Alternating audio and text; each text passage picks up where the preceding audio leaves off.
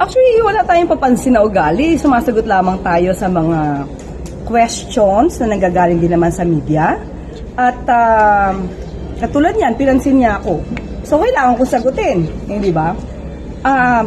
Wala tayong ibinibigay na anumang mga salaysay o statement nang hindi naaayon sa palasyo.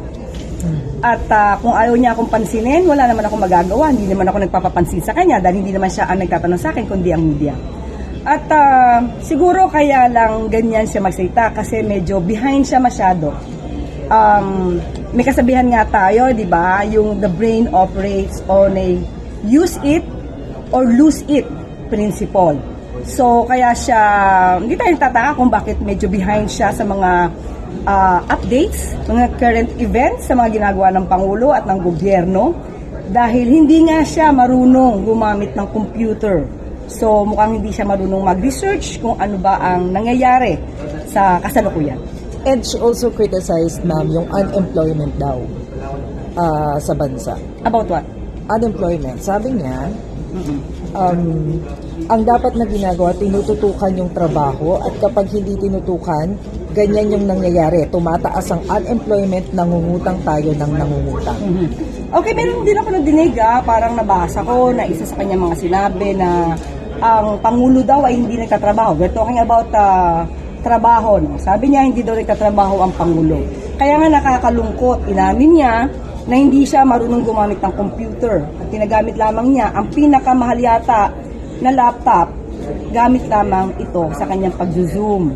So, again, hindi niya alam ang nangyayari kung anong tinatrabaho ng Pangulo. Kita niyo naman po, kayo po nandito ngayon for the ASEAN Summit. Ang Pangulo po ay nagtatrabaho. Bago pa pumunta ng Cebu, nakita niyo naman po, siya ay tinignan po ang sitwasyon sa Albay, sa pag-aalboruto ng Mayon Volcano. Maliban dyan, pumunta rin po siya at ginampanan ang pagbibigay ng tulong sa ating mga kababayan sa bawat barangay at bawat bayan makikinabang. So nakita niyo po kung gaano po magtrabaho ang Pangulo. Ngayon nandito siya, abalang-abala ang Pangulo sa ASEAN Summit at ang mga concerned agencies at concerned departments ng ehekutibo ay nandito para magtrabaho. Samantalang ang Vice Presidente nandoon po sa ibang bansa at nagbabakasyon. So, wala po siyang naitutulong ngayon sa ASEAN at wala po siyang nagiging trabaho. Ngayon, kung meron tayong mga pagkakautang, ito po'y normal naman sa ibang bansa para maibigay na tulong sa ating mga kababayan. At tandaan po natin, lumaki ang utang, hindi po sa panahon ngayon lamang. Lumaki ang utang dahil namana po ni Pangulong Marcos Jr. ang napakalaking utang na nakuha ni dating Pangulong Duterte. At ito'y napabayaan di umano dahil sa mga pang-aabuso sa Farmally at sa mga ghost projects noon ng Bill. Ma'am, do you honestly believe na hindi talaga marunong gumamit ng computer si VP Sara? And how she can lead the country kung hindi kahit simpleng teknolohiya hindi niya kaya? Siya magpapatunay niya, inamin niya mismo na siya ay hindi marunong gumamit ng computer. At ginagamit lamang niya ito kapag nag-zoom. So most probably may taga-pindot pa siya nito.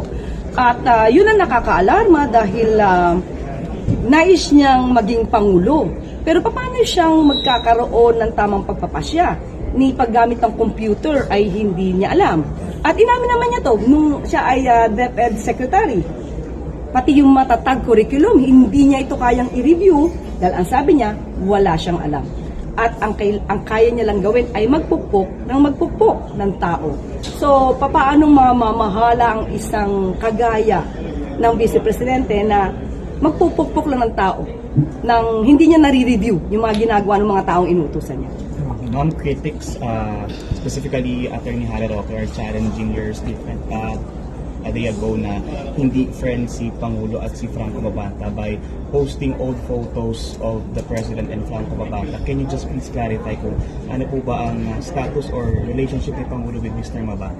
Okay, tingnan natin. Kailan ba yung sinasabi nila? 2018. Wala naman nagdi-deny na naging social media director ng Pangulo itong si Franco Mabanta. We're talking of now. So, challenge ko rin bigyan niya ako ng larawan na magkasama si Franco Mabanta at ang Pangulong Marcos Jr. Lalong-lalo na sa kanyang wedding kung saan ang mga kasamahan niya ay parang nagagawi sa tinatawag na DDS. May mga epekto po ba na idudulot nitong mga DDS trolls sa social media? Definitely. Definitely. Why? At tulad niya, ano ba ang sinusulong ng Pilipinas? Ano ba ang sinusulong ng mga ASEAN member states? Pagkakaisa, pagtutulungan. Pero mukhang wala ito sa lingwahe ng Vice Presidente na makipagtulungan at makipag-cooperate. Yusek, sorry, kailan nawala as social media director? Sa aking pagkakaalam po, ito lang po ang naibigay sa akin. Parang tumagal lamang po siya ng 6 months. Mga 6 months po dahil according to them, nagbigay sa akin ng info, medyo hindi nagustuhan yung style. Yun lang po yung aking nabigay sa aking informasyon. And when was this, ma'am? Itong 6 months? Mga 2018 na. Style sa So, social actually, wala tayong personal knowledge dyan, but yun po yung naibigay sa akin yung information. But definitely now, they don't have relationship. I mean, the President and Mabanta. Wala po tayong alam sa ngayon dahil walang naibigay sa akin anong informasyon kung sila man po ay nagkakausap. Kasi meron naman siyang open letter. Itong si Franco Mabanta na naipost. So, kung sila ay close ngayon, bakit open letter pa? Di ba dapat personal siyang nakikipag-usap? 6 months, Yusek, yung tinagal. Yun ang binigay sa atin. Yun ang binigay na informasyon. Mga 6 months. More or less, mga 6 Did not months. play a role in the campaign. Sa 2022, kasi 2018 yun eh. So kung more or less 6 months, mukhang hindi na. Yun ang aking pagkakaalam, okay? Yun lang ang aking pagkakaalam. Thank you. Okay. Yusek, any detail what is in Mabanta's style na hindi nagustuhan? May sinabi sa akin pero hindi ko na sabihin. Kahit in broad strokes. In broad strokes. Mukhang ang hindi baka hindi nalilinya. Ito lang naman ay aking sa pantaha. Baka hindi nalilinya sa prinsipyo ng bagong Pilipinas. Kasi one last point lang is wala na lang pera ang gobyerno kaya mangungutang na.